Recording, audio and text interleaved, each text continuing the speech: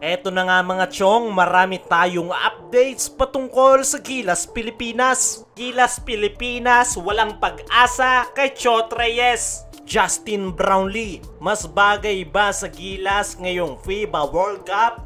Ngayon nga naalanganin na ang ating pambansang kupunan matapos nilang makuha ang ikalawang pagkatalo kontra sa Angola. Ay maraming ang galit na galit ngayon kay Coach Chot Reyes dahil puro si Clarkson lang ang inaasahan ng kupunan. Sa nakalipas na laro ng Gilas kontra Dominican Republic at Angola ay tanging si Jordan Clarkson lang talaga ang pinapagalaw ni Coach Chot Reyes. Once nahawak na nga nito ang bola ay dire-diretso na ito to the basket. Si JC rin ang hinahanap ng Gilas players para pumuntos. Wala na nga yung mga plays, kaya yung mga local players ng Gilas ay nangangamote na lang sa gilid. Kaya hindi nga maiwasan ng ilang Gilas fans na ikumpara si Jordan Clarkson sa laro ni Justin Brownlee. Para sa akin mga chong, ay kung talent lang ang pagbabasehan ay di hamak na malayong malayo si Jordan Clarkson kumpara kay Justin Brownlee dahil NBA player nga ito. Pero kung team chemistry nga ang pag-uusapan ay dyan nga nakakalamang si Justin Brownlee. At yan nga naging problema ni Jordan Clarkson ngayong FIBA World Cup. Kahit gaano pa ngang kagaling itong si Jordan Clarkson ay hindi nga nito matulungan ng Gilas na makakuha ng panalo dahil ang sistema sa kanya ay hero ball, which is hindi talaga uubra sa FIBA World Cup dahil teamwork talaga ang kinakailangan dyan na pupwede sanang maibigay ni Justin Brownlee. Ilang buwan nga itong nakasama sa team practice at preparation ng ating pambansang kupunan. Matagal din niyang nakasama ang ilan sa mga players ng Gilas dahil sa ilang taon na itong nagpapabalik-balik ng Pinas ay mas kabisado nga ni Justin Brownlee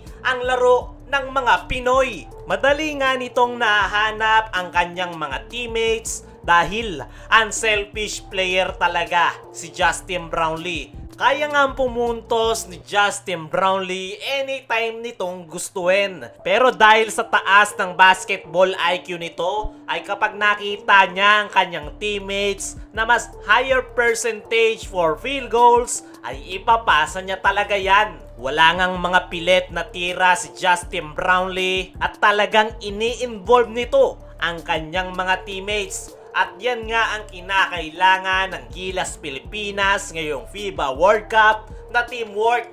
Tignan nyo na lang yung Japan. Tinalo nila ang Finland. Hindi sila umasa sa iisang player kaya nakakuha sila ng panalo. Disclaimer lang, mahusay na player si Jordan Clarkson. At hindi natin sinasabi na mas malakas si Justin Brownlee. Ang pinagkaibahan lang ay mas prepared nga si Justin Brownlee kumpara kay Jordan Clarkson dahil ilang buwan nga itong nakasama sa team practice at mga tune-up game ng Gilas Pilipinas kumpara kay Jordan Clarkson na less than a month pa lang nakasama ang Gilas players. Kung sakaling ang nakasama si Jordan Clarkson sa team practice at preparation ng Gilas ilang buwan gaya ni Justin Brownlee ay wala tayong pag-uusapan na ganito. Pero dahil nga sa kakulangan na preparation ay nagko-collapse ang Gilas Pilipinas.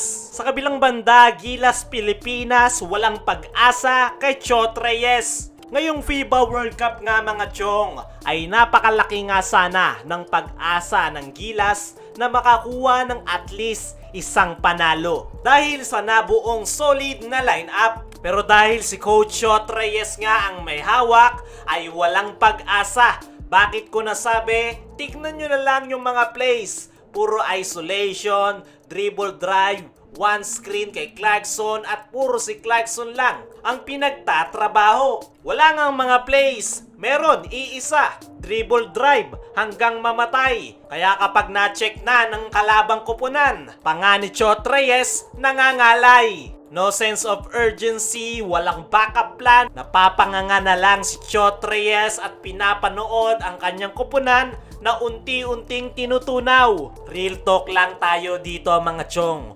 Walang pag-asa ang Gilas Pilipinas kahit gaano pa kalakas na lineup ang mabuo. Kapag nandyan naman si Chot Reyes na dribble drive hanggang matsugi ang plays, ay kangkungan ng bagsak ng Gilas. Napapanahon na talaga na palitan ang head coach ng Gilas dahil nakakahiya na nga at puro kahihiyan lang ang naibibigay nito sa bansa. Sana nga lang ay matauhan na ang SBP, napalitan na si Chot Reyes.